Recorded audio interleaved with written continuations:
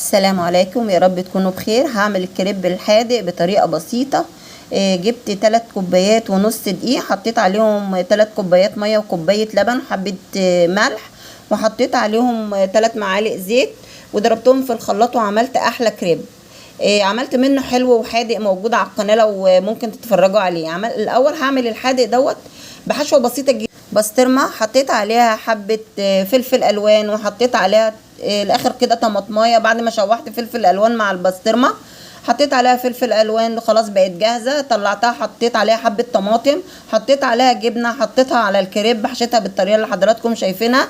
بردك الكريب دوت نفس نوع الكريب انا عملته حلو. ما انا ما حطيتش عليه فلفل اسمر اصلا، يعني عملته حلو في منتهى الجمال. الوصفات دي سهله وبسيطه يا جماعه، اللي عايز يشوفها على قناه استاذه في مطبخك. يا رب تعجبكم ان شاء الله.